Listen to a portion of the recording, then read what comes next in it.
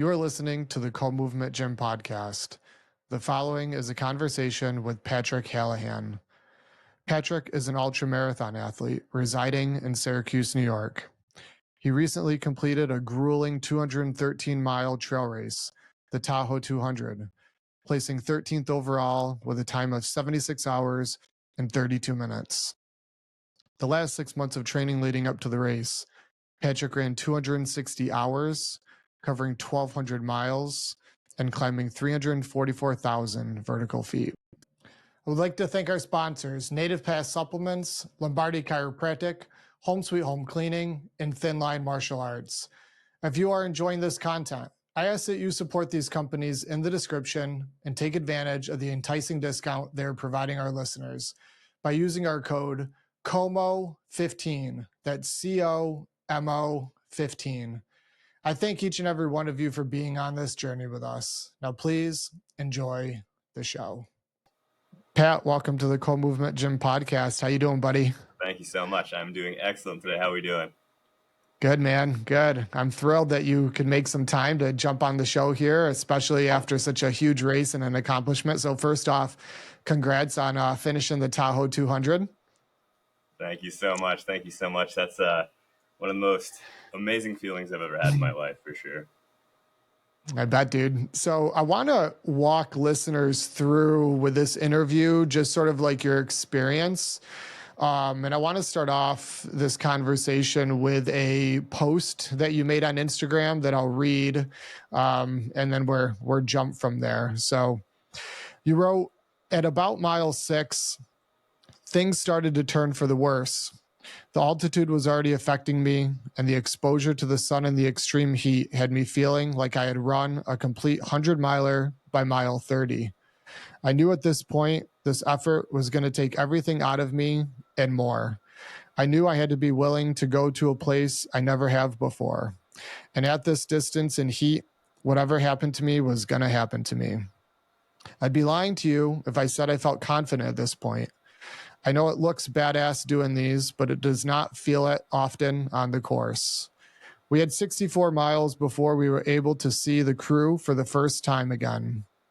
By this point, I was already feeling delusional, extremely scared, and could not breathe the entire time. The altitude gave me a tight chest and a level of anxiety in my chest I did not shake for the remainder of the race. Also, every time I hit a summit, I could not keep my eyes open at night. This was gnarly. I changed my breathing to very long, slow, heavy double breaths and one out, and that seemed to be saving my grace. At mile 64, I returned to crew, and I think I scared the shit out of everyone, including myself. I did not think I could physically go on anymore. I had only taken in about 1,000 calories and threw up the rest. I got back to my crew, and I legit lost it a bit. I still have 149 miles to go.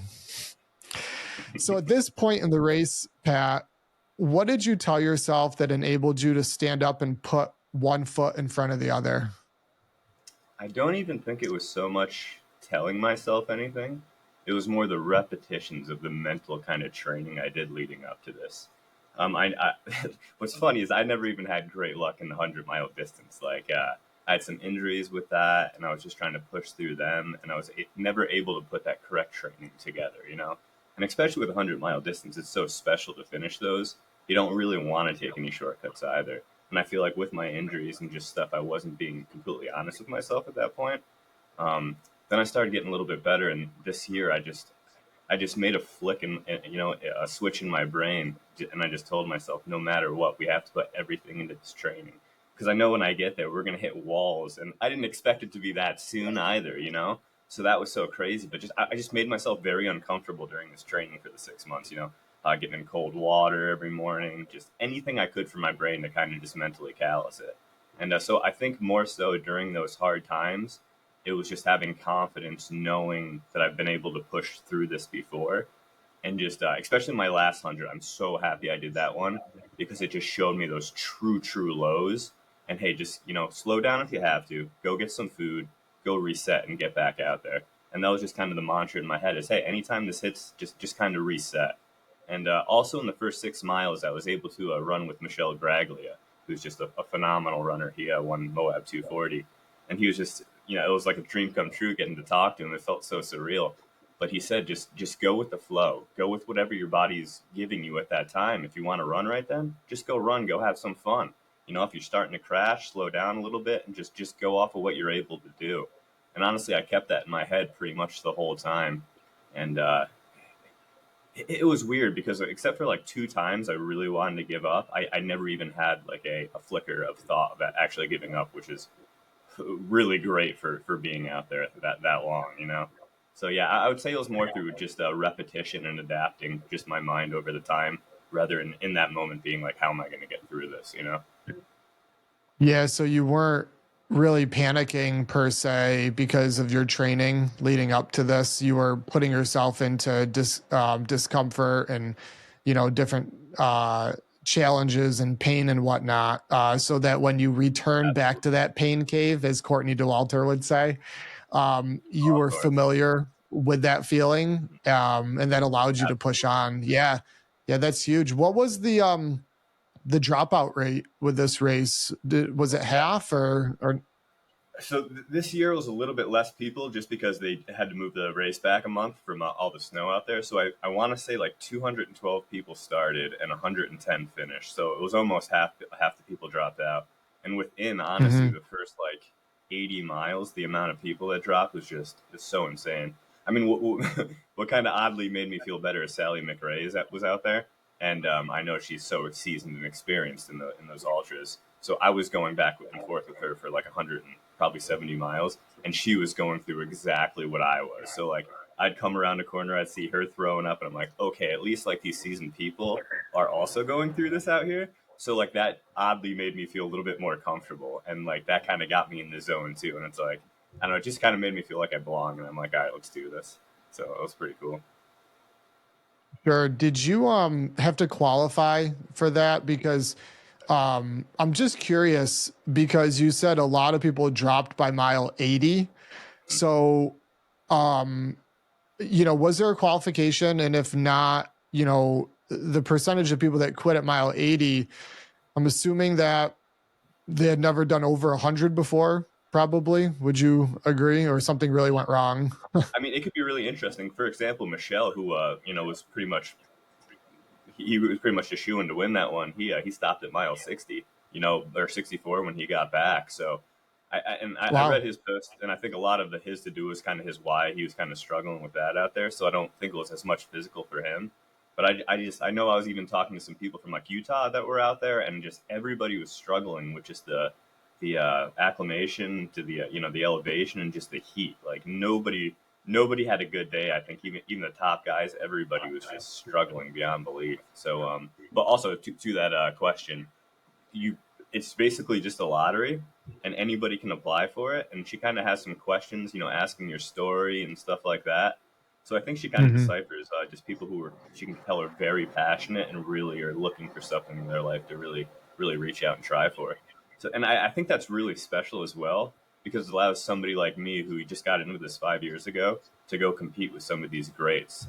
And like you can't really do that in other sports. So it's almost like being able to get your foot in a lot sooner to kind of see if you really want to do this, how you can adapt and keep moving forward.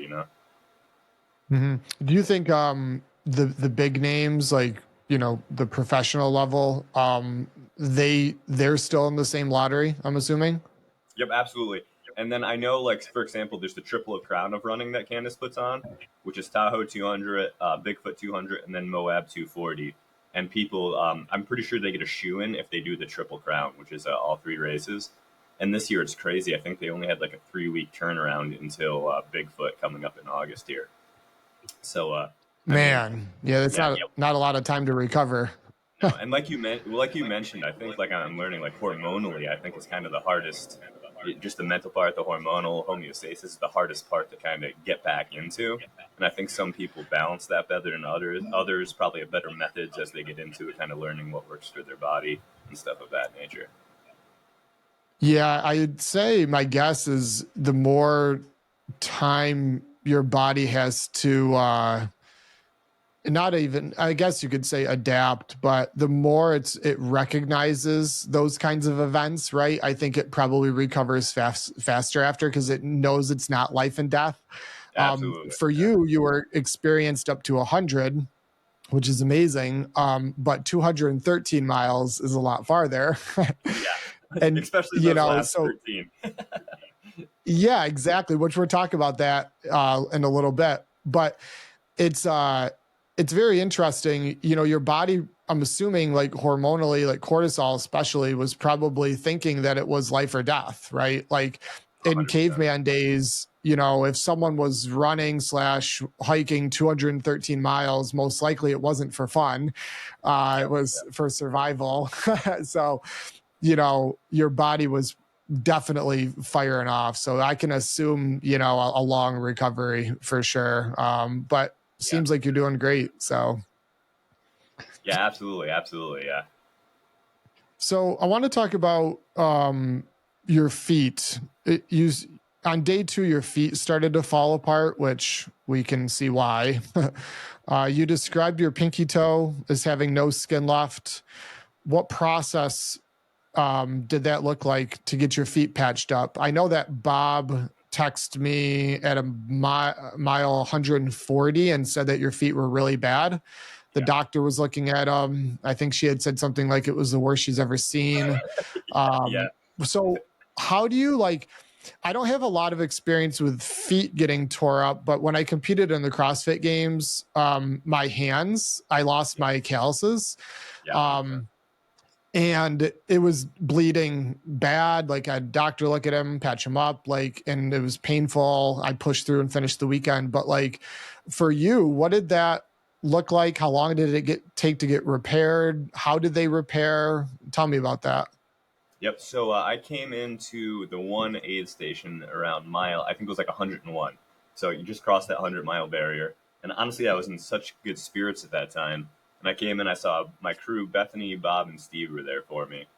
And I was going to take like a little hour and a half nap. And honestly, my feet weren't even really hurting at that point. But I just took off my shoes to change my socks because, I had gaiters on, but there's so much sand and dust out there, it can only, do so much. So I was trying to be really avid on changing my socks. And like you said, I've never really had experience with feet stuff either. I kind of been like a Neanderthal and just always push through that stuff. And because honestly, I feel like in hundreds, I'm able to push through that. And kind of when I get to that point, I'm pretty much finished anyway. So I'll deal with the feet later. But with these, you just have so many days on your feet. So long story short, I got to mile 101, took off, and that's when my pinky toe. I don't know if you saw that blister. It was just my whole pinky toe was just a blister. So they popped that one and then the other one, and they ended up using, I believe it's called Lyco tape, which is really, really sticky, some rock tape, and then some other sort of like blister healing thing, which we learned we should not have used because that's what ended up taking my toe off later on. But so then we headed out, and I believe it, like you said, it was like a mile 130, a mile 140 something. We just finished the night section, and I was in the lowest. I like that was my one breakthrough point. That was the one I really wanted to stop at. But so I made it through the night, and thank God that section was so long too, because you have no choice but to keep going. You know what I mean? You're like, well, either I'm going to sit here and waste time, or I just got to keep moving. So got into that aid station, and there was a 4 mile out and back. And when I got in, I was looking for my girlfriend, and she was taking a much needed nap. But I was hallucinating and like so delusional at this point, I just completely lost it. Bob's like, "Hey, I'm coming out with you." I'm like, "No, you're not, Bob." And I just took off in like a mad dash. But honestly, that was like a saving grace because I needed that kind of like fury in me to kind of wake me up again. So then I got back and I'm like, okay, I've heard horror stories of like medics looking at your feet at races that it takes so long. But then, everybody kind of calmed me down. I realized, hey, this is a 200-mile race. This is my first time here. Let's do it properly. So I took off my shoes, and she instantly was like, "Oh boy," because I already, had all the pack or the bandages on. And when she started taking off the one, that's when just all the skin started ripping off. And she also thought one of the bandages was even more of my skin. So I saw the look on her face, and I'm like, "Oh boy, this is not good." So long story short, the toe just did all the skin just unraveled completely off of my one pinky toe. We decided to leave the left bandage on just so we didn't, affect it anymore. And she just cleaned the heck out of that thing, put some more tape on it, put some like kind of gauze pads to kind of give it like a buffer. And then I switched from the Speedlands that I was wearing, which has a little bit wider of a toe box, And fault of my own, I didn't break those in enough. So I think that's kind of why my feet got so messed up. And then I went back into my S Lab Ultra 3s, which are just a tighter footbed, and it just locked my feet in completely. So as long as I wasn't kicking rocks left and right, which like the last 20 miles I was okay. But man, when I would hit those pinky toes, it was just like, it would send a shock from like my toe like up into my hips. I was just like, oh my gosh. But luckily after a while, through just being out there so long, it goes numb after a while, to be honest. And then you start complaining about the heat and other stuff. Have your feet healed up yet, Pat? So they're doing so much better. Long story short, my right pinky toe, it was just like this hard, just dry, bloody skin on it, and then that unraveled, and I literally thought my toe was falling off. I'm like, oh my god! But so luckily, all the skins are kind of taken off now. You know, I've been doing some Epsom salt baths, just letting my feet heal, dry out, and stuff like that. So yeah, honestly, I would say by next week they'll be pretty painless as far as walking goes. But it was honestly just kind of the two outside pinky toes. But besides for that, the feet felt pretty good. You mentioned having a few different meltdowns at aid stations. Absolutely. Um, Walk me through what a Pat meltdown looks like. Oh man, so I have a lot of angst inside of me, which is why I love ultra running.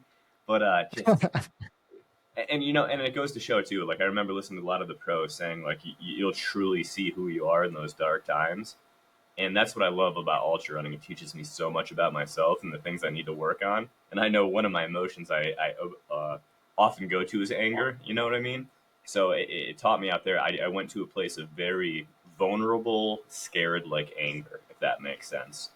Like almost, I call it infant mode when you're out there. Like you almost turn into this like toddler and just like can just get so silly about the silliest things, you know? So honestly, for me, it looked like anger and a lot of rage, and that was something I'm very, I don't want to say I'm glad that happened, but it taught me so much of how I need to work on that in my outside life as well, you know, because that really took me to the depth of like hell in my brain, and that's kind of how I reacted to that.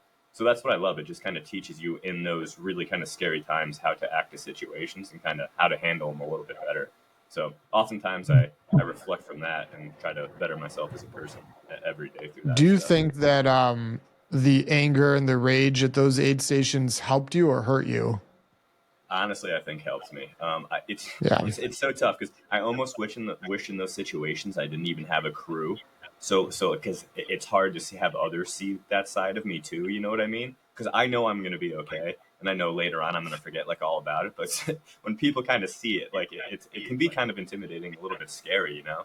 And also too, Hmm. I messed up on my like I'm an my one vice is caffeine. So I messed up that first day, and just not being able to see my crew for 64 miles was tough. And then also it was about 18-mile stretches in between the aid stations. So man, I was just so delusional. Like I wasn't grabbing the right stuff out of my bags. I didn't get my normal caffeine. So I think that's when I finally got back to 64. That's why I also was so like irritable. I think I was going through a little caffeine withdrawal at the same time, and that's just little things, you know, for the next time to really be prepared for. Kind of dial down my caffeine intake before the races, and just stuff like that because you really don't know until you go through it, you know. Hmm. Running through the night, it's dark for 8 to 9 hours. What's the secret to staying alert, focused, and optimistic? You mentioned caffeine. That's, I can assume that's highly beneficial, but I would think that that's a long time to be like in your thoughts, doubting things. It's dark. You've got a long time before the sun comes up. Like, did you have any like mantras or positive affirmations, or what did you think about, or how did you get through the nights? Because you did what, 2 nights out there? 2 nights, So I right? did. So Friday night, Saturday night, and Sunday. So I was out there for technically 3 nights. Yeah, yeah. Um, Okay. you know, it's funny because usually in the 100-mile distance, I really enjoy like the nighttime. It kind of, you know, kind of go in your own bubble. But for some reason, even the first night for me was just very uninviting. And we were also going over a really big ridge line and like coming back to the first section, the out and back. And there's like a 300 like a 300-foot slab of snow, I remember. And I came back and I started sliding down that thing, and thankfully I just stuck my pole in. So that's when I was like, oh my God, it's kind of dangerous out here too, you know?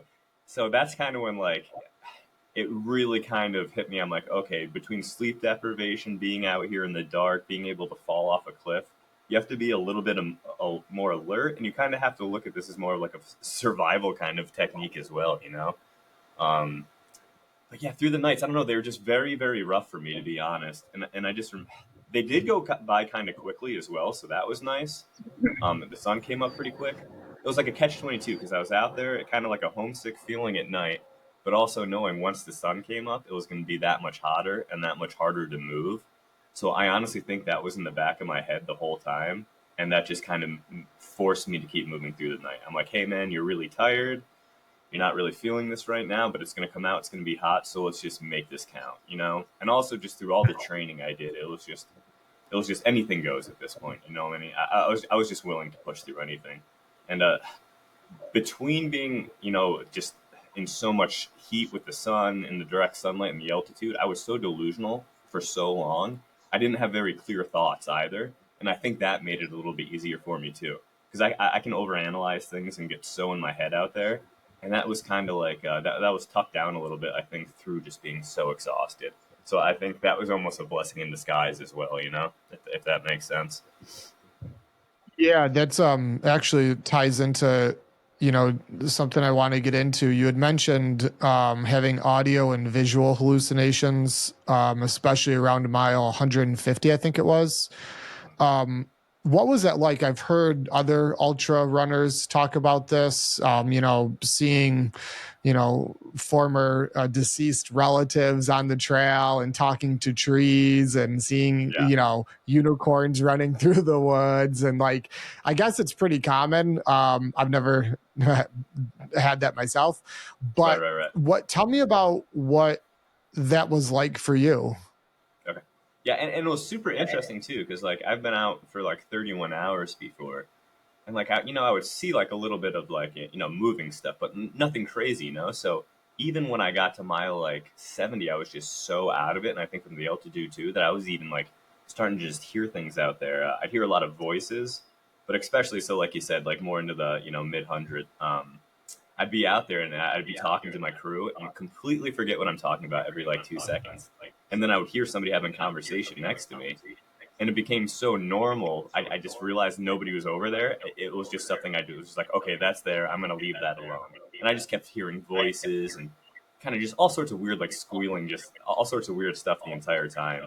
And as far as like visual, it wasn't like I was seeing like anything that wasn't there. As far as like a leopard jumping at you or anything fun like that, I was hoping for. It was more so just like they had really cool like moss prints on the trees out there, and just the trees had so much life to them as it was. So I'd see like a lot of like grandfather faces with like mustaches and kind of a big beard. And then a lot towards the end was just I'd see people. It would obviously be like trees and different objects sticking out, but I would just see people in all sorts of weird different costumes from super far away, and like they'd be kind of moving around like shaking. When I got to them, it obviously wasn't them. So it's kind of the same thing. I got so used to it, I was just like, oh, there's another one of those fake people out here. And honestly, it just became more annoying towards the end. I'm like, I just want to get this over with, you know. But to that point, that was the hardest part for me was the last 10 miles. I was just so out of it. Like it started feeling like there was like water just like ripping my face off, not like painfully, but it felt like my face was like bleeding into the trail. And then it was so hard to keep my head up from that. And I remember I'd shuffle like 30 yards, fall over, take like a 30-second nap, and do the same thing. And I remember that 1 mile took me like almost an hour. And thankfully, the last like 3 miles was a climb back up the mountain to the finish, and my climbing legs were so good that allowed me to at least fluidly move the rest of the time. But yeah, so I mean, the hallucinations weren't too bad. It wasn't nothing I could handle or anything like that. It was just more that the sounds got to me more than the actual visuals. Mm-hmm. Yeah, that what you were just describing is I want to read another Instagram post here in a second, but there's just two things I want to get to first is at a mile 150 or so, I think you had slept about 3 hours at that point. Does that sound right? 100%, yeah, yep. Yeah. Okay. So it's just for listeners, understanding like, you know, what you're going through and how long you've been on your feet. You know, you've slept 3 hours and that wasn't even straight, right, Pat? I'm assuming that was like intervals. Yeah, so I ended up sleeping about 4.5 hours total. And each time I would sleep, like the two times I got the most sleep, I probably slept for like an hour and a half. Pretty deep, to be honest. At that point, I kind of woke up in like kind of a drenched sweat, and luckily each time I woke up too, I was ready to keep going. It wasn't like I was Mhm. like I'd get up, my legs weren't like super tight. It wasn't like I needed to stretch out, and I think that was just from all the adaptation from like some of the big like 20-hour weeks I was doing in the winter and stuff. Yeah, it's interesting. I'll put out like a hard effort, for what I consider a hard effort for fitness. And then sometimes like I'll lay down maybe for 20 or 30 minutes inside or something like a few hours later. And you Yeah, wake up and your body feels like a cement block, like you're yeah, stiff. And like, so I'm just amazed, like, that's interesting. You really didn't experience that as much. It was more you were ready to go after those little rests, which is yeah. that's fascinating how the body can do that. Absolutely. And what was really interesting too was right after I finished, like we sat down in kind of the finisher circle for the last like I want to say maybe half hour, 45 minutes, and my body just completely shut off. Like I started getting the chills, I started getting the sweats, and that's when everything just tightened up on me. So it was so, but I also do think I pushed myself to complete almost failure at that point, and that's why I was feeling it. But it was just so interesting, and I was so thankful it waited that long to kind of give out because if that happened to me earlier on the trail, especially with kind of the last climb, I don't know what I would have done. It was the place my body and mind went to that last 8 miles was just completely I can't even describe it. It was just, it was pretty phenomenal. It really was. Yeah, I want to talk about that. You said at around mile 172, you mentioned feeling positive that you were going to finish the race, but little did you know what was in store for you. Um, I want to read this Instagram post. It really gives people a really vivid example of what you were leaning into that last section there. Um, so, what happened to me in the next 8 miles will forever show me what the human can endure. Each step felt like it may be my last on this earth. I could not breathe. I was overheated. I was just over everything. I'd walk 30 yards and have to fall over and pass out for a few moments. This seemed to go on for an eternity. What I had forgot was we had to climb a big mountain back to the finish. Thankfully for me, this was probably best, as this entire event I was able to charge hills, especially out of anger. So when we hit the final climb, I was able to stop the 40-yard shuffle naps and actually keep moving. It was at this point I started getting scared for my life, but Bethany kept reassuring me I wouldn't stroke out and we were almost there. It was in this moment everything I envied and romanticized was right in front of me.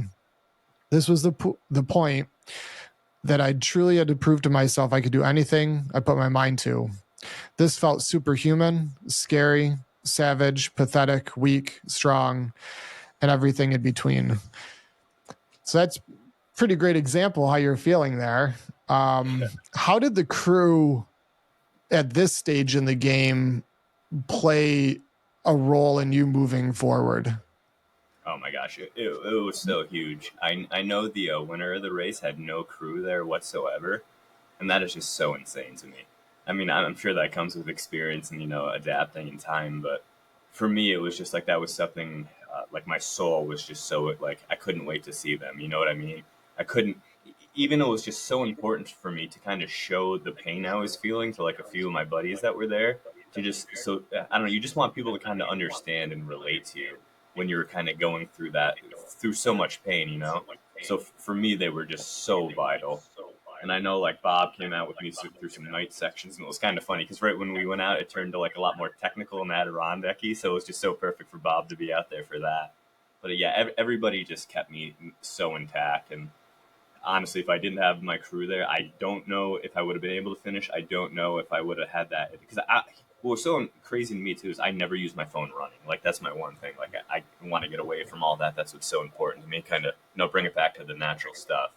But I was calling my mom, I was calling my sister when I was out there, and you just kind of, for some reason, you just wanted to let people know how you were feeling, how much it meant to you, and then just their support gave me so much strength. Like even people from high school I haven't talked to in like years were reaching out to me, giving me like just props for being out there, telling me to keep going. And that was so huge too. That just gave me so much more life. Because honestly, when I was giving myself an excuse to DNF with my toes, this girl messaged me. She's like, "Hey, we think you're so savage. Prove it to us." And that right there just kind of hit me. I'm like, okay, we really got to do this. Because sometimes when you're in that much pain, it's hard to remember the steps that got you here and what you really sacrificed to get here, you know? And that was all out the window for me. I wasn't able to pull that strength. So just hearing somebody else, and even the what was so huge for me was the medic. She was working on my feet. You know, you heard Bob say that it was like the worst one she's ever seen, and she was in my head. I'm like, okay, this is an excuse to stop right here. But I wouldn't say the words she used, but she put me in my place so quickly, and she basically saying, hey, if you DNF this and the RD is here, it's because over a blister. They're gonna basically think you're the biggest wuss in the world. So don't let this get in your head. Get back out there and make it happen. And that just flipped that switch for me. Like that's what I'm learning. Sometimes I really need that tough love when I'm out there to really kind of amp me up. I was kind of opposite with that in the beginning. I was kind of like, hey, if I ever DNF, let it be my choice. But I'm kind of starting to learn sometimes you really do need that extra push. Some be like, hey, you're being a little bit of a baby. Get back out there. It's a blister, you know. So when you kind of It's I don't know, amazing. when you're out there too, I try to yeah.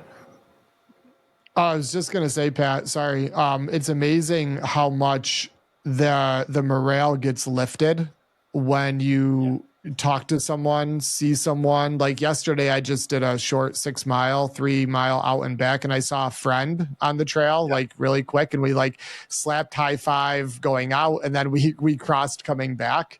But it was interesting, like wasn't a hard training session, 6 miles, whatever, like, but just that contact and the smile and the high, like Yeah. you could feel that slight elevation, and obviously yours is, very multiplied. Yeah. But I understand that completely. Yeah. Yeah, and that's what's so cool is like as a runner, I very much enjoy doing like my training and all that stuff alone.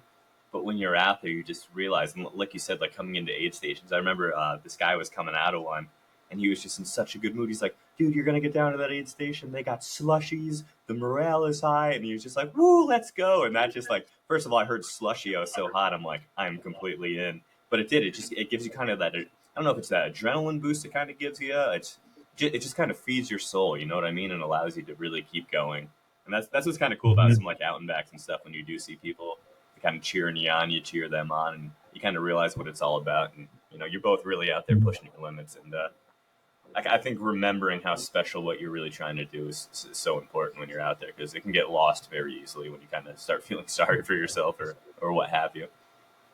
Did you know a clean house reduces anxiety, increases your productivity, improves sleep, and decreases stress?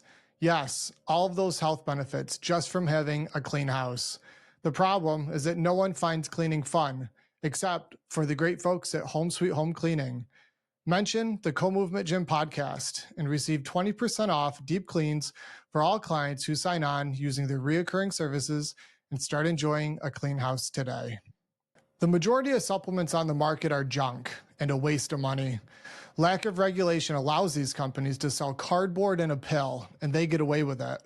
It's important to purchase your supplements from a company you trust, which for us at Co-Movement is Native Path Supplements. Shop their products at nativepath.com and use code COMO15 for a nice discount at checkout. That's COMO 15. Back pain, headaches, and discomfort plague the majority of humans walking around each day. Chiropractic care can be the solution to feeling your best. I know for me personally, it has had a huge impact on how I feel day to day. The problem is that many people fear going to the chiropractor and getting their first adjustment. The team at Lombardi Chiropractic are the best of the best, a team that I've worked with for over 12 years. Visit their website at lombardichiropractic.com, and when you call, let them know you are a listener of the Co-Movement Gym podcast. Law enforcement officers have one tough job. While some calls may be routine, many are not, oftentimes putting officers in unpredictable situations. Thin Line Martial Arts is an apparel company that promotes defensive tactics training for officers so that they can be equipped to safely handle a hand-to-hand combat situation. Purchasing apparel from Thin Line Martial Arts promotes this message and allows more officers to attend training. Go to thinlinemartialarts.com and use code COMO15, that's COMO 15, to receive a 15% discount on us. If you could name one thing that you would do different if you were to do that race again, what would be one thing you would do different? Knowing what I know now, I would have to say be more prepared with liquid calories and real foods because I didn't have enough liquid calories on me and I just could not eat any food in those first 64 miles. Like I would start chewing and it would just come up instantly. So I would say have more liquid. Thankfully, Bob, or one of my crew, I think Bob might have had the tail when I started switching that into my bag so I had a little bit more liquid so I could get that down. Kind of allowed my stomach to kind of start accepting some other things. That, and then I would say it's really hard in the Northeast just because we don't have that sand, not that dryness as much. But I would say the biggest thing for next time is trying to figure out maybe a tape job for my toes beforehand and kind of more preventable measures before the race starts, just so you don't have to deal with that feet stuff. Because honestly, that probably took, I want to say 2.5 hours out of the race, which doesn't sound like crazy over that much, but there was just so many little things. I could see how I could cut off like 5 hours from my time, kind of moving forward. But at the same time, the 200-mile distance almost has a hold on you, I feel. Like you can only do so much and you kind of have to just adapt with whatever comes at you. And I know that was my problems before. I was trying to race the hundreds, trying to win all the time, not slowing down, doing that proper stuff. So it was just so big for me too, personality wise, to be able to go here, slow down, and really embrace everything, and just learn from such a cool experience. Leading up to the race, I'm curious, what did an average week of training look like for you? I know things are done in cycles and whatnot, but like I'm just curious, average. What were you doing?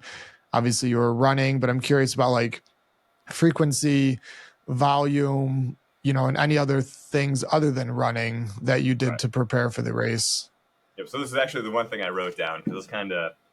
So I pretty much made my own plan this year. I'm very good with like nutrition and staying on top of my calories, macros, and all that stuff. So I think that's so huge too. You know what I mean? I think if you're not putting your fitness and nutrition together, you're kind of spinning wheels eventually. So I started 6 months out. It was originally going to be a 5 month plan, but like I mentioned, they moved the race back because all the snow. So the first 2 to 3 months, I was doing easier during the weeks, just kind of maybe 4 to 5 mile runs, and I would do either 1 or 2 7 to 8 hour runs on Saturday and Sunday. I'd go up to a place like Mount Tammany where there's just really I really like technical stuff. Um, Tahoe wasn't very technical, but I took it upon myself to have more fun with my training. I thought that was more important than kind of burning out. So I kind of, I stayed on the technical stuff just more to appease myself. But so that's what it kind of looked like. I had lots of vert, anywhere from 10,000 to 30,000 feet of vert a week. And then I ended that like 2 to 3 month session. I went out to Beacon and I did hill repeats. So I ended up going 50 miles out there with about 26,000 feet of climb over 19 hours. So that was kind of like my first adapting block.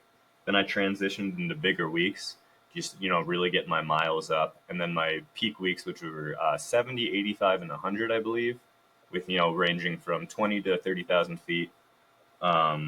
And then I did my 3 big peak weeks. I did no days off, so I just adapted my legs. 21 days on. That's honestly the longest I've ever gone. Like I said, I got into running in 2019, so I'm really learning that adapting kind of skill and not kind of going overboard. It's kind of something I had to balance out.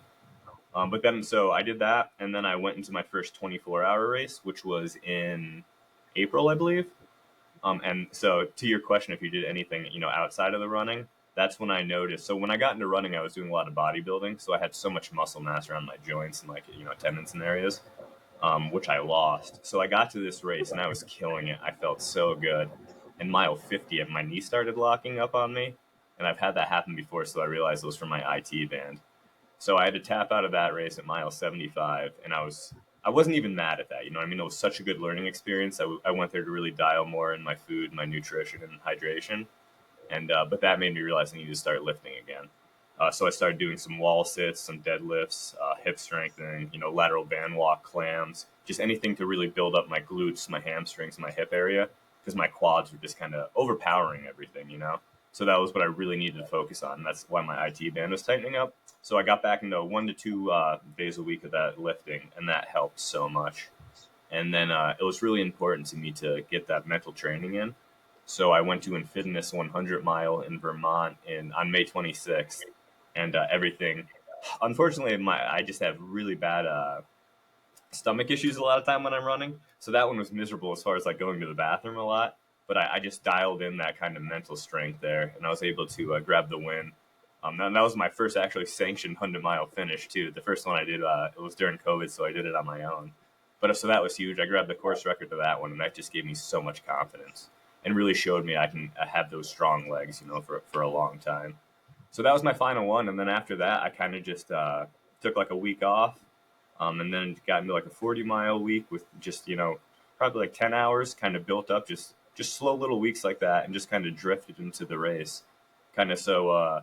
A buddy of mine too mentioned he did a big race. He said, "Remember these 200s, you have to have so much more energy too. Like you don't want to get there like just push through 24 hours." So it's really important to me to show up kind of spunky, ready to go. And that wasn't too hard because I landed in Tahoe a week earlier. I had never been out there before, and it was just so amazing. I was taking it all in. I was like a little kid out there. So you sounds like your volume started to taper the end of May, beginning of June, and then you Yep. rode that taper with moderate level volume all the way into the race. What's it? End of July, right? Beginning of August. Yeah. Yep, and yeah, and then I forgot to mention too, like towards that end there, I transitioned to more going out to the Adirondacks and the Catskills and getting more long climbs and descents in to kind of adapt to that. Because that was honestly the hardest part of Tahoe is there's so many switchbacks out there that you'd see the road, but you'd have like another 2 miles because you would just wind down for so long. So that was honestly the really tedious part was just those long switchbacks coming down. You'd think you're almost down, and be like, okay, I got another half hour. So that was kind of mentally tough as well. Yeah, I saw obviously your pictures from the race and some, the switchbacks, and then like you're just looking down these you're looking down these mountains, and it looks like where you're going is so close, but you know that it's not, and Oh it's yeah, just a exactly. whole different it's a whole different landscape out there. I've been out west a bunch, and it looks like that next peak is right there or the bottom of the mountains right Yeah, there, but everything is just miles and yeah, miles absolutely. away. Yeah, it's and just like there's just so many mountain ranges out there too. Like it's just I didn't even know where I was like for the whole time. And that was the other thing. The course was marked so well. Honestly, like I didn't even need like anything on me. I think me and Mhm. Bob had one issue for like 2 seconds in the middle of the night, but that was it. So they did such a good job at that event. So really cool. Would you consider doing our Brookfield Classic 50K in September, or is that too soon for your recovery, or not on the list, or what do you think? I'd have to see. That could honestly be a in the works for me. So I'm signed up for JFK 50 miler right now, and that's in November. So I'm going to Mhm. be kind of building up for that. And then I'm also supposed to pace my buddy at Jigger Johnson coming up here in August. So I'm kind of gonna see how the body feels. Because in the past I get so excited and sign up for things just way too early. Then I get there, I'm like, oh, I should have put more training in this. So I'm trying to be a little bit more adult with my training these days. But it's definitely a Yeah. possibility. Definitely, I would definitely keep that one in mind. Yeah, because Yeah. I would Cool. like to Yeah. get in. Yeah. What were you gonna say, Pat? You were gonna get in what? I would like to get in one more kind of quicker, like 50K, just because JFK 50 miler is such a fast course. It's just so different from what I've been doing. But I also think it's really important. Like Killian Jornet is a really good example of he can run so far, but he can also do all that fast stuff too. And I do have some Hmm. good turnover, so I think that's kind of why I'm going to excel if I keep up at these big distance ones. I can go far, but I also got I think some speed in the tank. Some other people might not. So it's just kind of I really look forward to fine tuning that for the future. Hmm. What is you're big for a runner, right? What's your height and weight? So yeah, I mean when I when I got into this in 2019, I weighed about 220. I was bodybuilding, and I'm like just under 5'11. And right now is the lightest I've gotten myself down to running wise. I'm sitting at about 175 right now. And that's kind of, I think, at this point, kind of my body's. If I get a little bit lower than that, I start sacrificing some injury stuff and things like that. So I've kind of find this kind of my sweet spot at this weight right now. Um, but really, once I start training, kind of buffing up my carbs and stuff, I usually sit around like 178 to 180 is kind of where I stay. My body loves 190. Like if I just stopped doing stuff and just ate normal, I'd go right back up to 190 like in like 2 weeks. So you said 220 pounds and you're down to about 175 Yeah. now. So I'm curious, Yep. do you feel better health wise and athletic wise at 175 or bigger? No, I feel so much better nowadays. Honestly, I have so much. Well, I can't really throw down like the bench and deadlifts I used to, but I still have a lot of strength in me. And just, I mean, what's funny is I'm eating more food than I used to, like bulking up for that. But like, since I'm burning so much more, I'm not bloated all the time. Like, especially out in the heat and everything, I feel so much healthier at this weight. And obviously, it's so much easier on the organs and all that stuff too. And with what I put my body through, I like to keep it kind of as light and kind of safe as I possibly can at this point because I know I'm not going anywhere in the sport. I'm going to be around for a while, so I gotta do it sustainably as possible. Yeah, that's the trick for sure. What advice can you give someone who's looking to say adopt a healthier lifestyle? Because I know you're not just a runner, you're into health, into fitness, you're a pretty squared away guy. What we have a lot of people listening that are looking to, make a turn for, the better in their life and improve on things. If you could give advice to someone that wants to do that, what would you tell them? Honestly, it's just all about the hardest thing I have with people I work with is they want that end goal so quickly. They don't want to really ride out the process, and you can you learn so much through these journeys. You know what I mean? Whether it's a weight loss journey, whatever it is you're starting off, it's not about just like this number on the scale. It's not about what you're going to look like. It's honestly the journey and what you learn through that process. And I think the people who aren't mindful about that when they're going through that are just missing out on so much.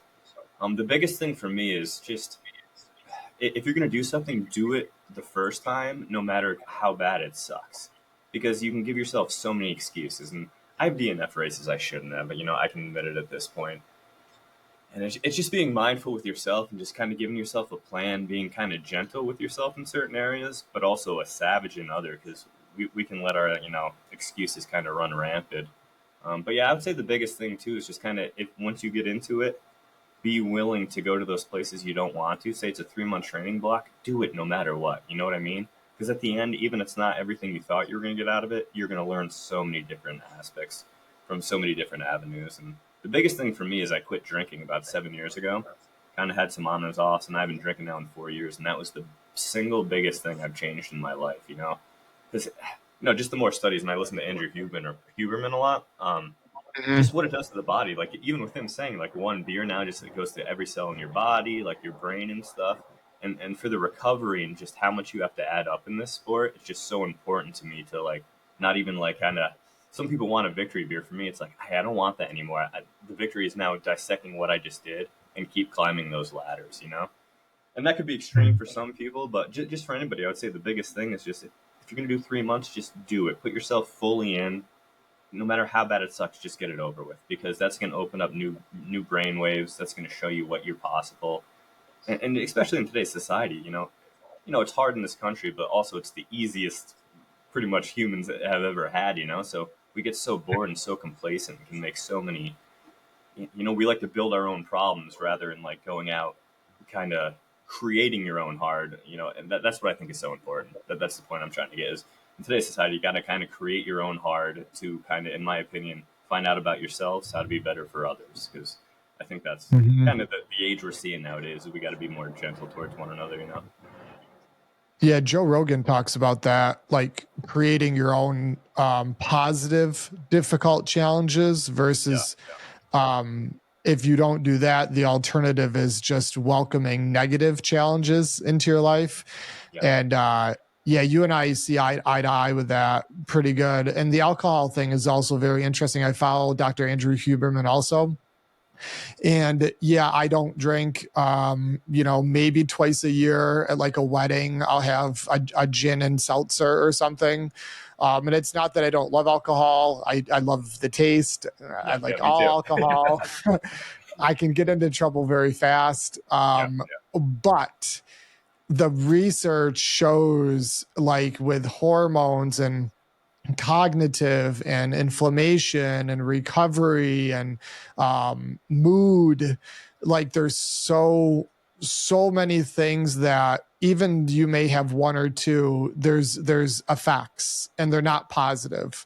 absolutely. And so, we have clients through the years, many of them, that'll have to have one or two a night just to chill out, Yep. which, there's obviously underlying issues there if that's needed.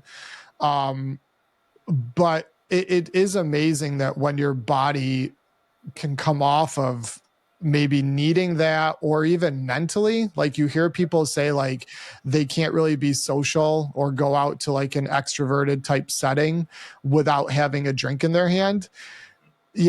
Those are all issues, Yeah, like not life or death issues, yeah, yeah, but areas of concern. Like if you and I went out, chill out, we got together with some friends, and like anxiety wise, like we needed an alcoholic drink to be our best and to relax and have fun. yeah. There's a lot of things there I think you should be questioning, Oh, for so, sure. and I'm Yeah, not anti-alcohol. I'm not, anti-recreational drugs, done correctly. Like I'm a libertarian, like, free will. yeah, yeah, absolutely. But for performance wise and overall health, and I think truly being the best version that you can be of you, Yeah. it doesn't vibe well. No, So absolutely. it's cool hearing And, you say that. yeah, and especially with my personality, like that's how I really got into running. I used to be just such a wild man, and I honestly was hiding my problems through alcohol when I was younger, and I didn't even realize it. And that's what I love so much about ultra running is that's my anxiety reliever now. But I can go out there and in an anxiety free state, really dissect my problems and start putting them together, like through movement. And that's what I think is just so cool. You know what I mean? Because in my opinion, alcohol just kind of stunts so much of your growth. You know what I mean? Don't get me wrong. There's people who can go have a great time and it's socially amazing for them. I'm just not one of those people. And I think you can tell by I have a very addictive personality too. So that's what's been so cool to me in this journey is just seeing other outlets, being able to express myself, be better for others, and it honestly all stems from ultra running. It saved my life. It really did. Awesome, Pat. Well, I think that's it, buddy. You are an inspiration to myself, and I know a lot of people. We had clients here that don't even know you; they were following you on the tracker during It your was so it race. was so But amazing. I'm looking forward to getting to know you better over time. Maybe getting together and just hanging out and talking. I know Yeah, Bob's a really good friend of mine. I think you should meet Andy, our trainer here. yeah, absolutely. He's really into running, and yeah, get together. I think that would be great. So, how can listeners learn more about you and your future adventures if they want to follow you? Yeah, I think the best thing is I'm not on Facebook too much. I'll kind of like post from my Instagram on there, but my Instagram handle is the_big rig, or you can just search for Patrick Hallahan on Instagram. Yeah, I'm really excited about the future for running. Financially, it's kind of really hard to train like this and still get out to these races. I know these ones put me in the lottery for Western States and Hard Rock 100. I'd love to say I could do that next year. I honestly am not sure financially. And then Hard Rock is one of those ones too. I'd love to go out there for like 3 months and just properly be able to do that because the altitude's so high out there and it's so gnarly. That's one I kind of really like to kind of really train hard and kind of really prove what I can do. So hopefully that one in the future is my really really big end. I don't want to call it an end goal, but the next big one that really gets me kind of super stoked. Yeah, well, if you set your mind to it, Pat, I know knowing your personality, you'll do it, buddy. So, thank you for your time today, and we'll talk soon. Awesome, thank you so much, man. Enjoy it. One last message. I ask that you please check out our show sponsors: Lombardi Chiropractic, Home Sweet Home Cleaning, Native Pass Supplements, and Thin Line Martial Arts. Their links are in the description. Not only do these companies produce outstanding products and services, but they're providing an enticing discount to all listeners who use code COMO15. That's COMO15 at checkout or when you give them a call.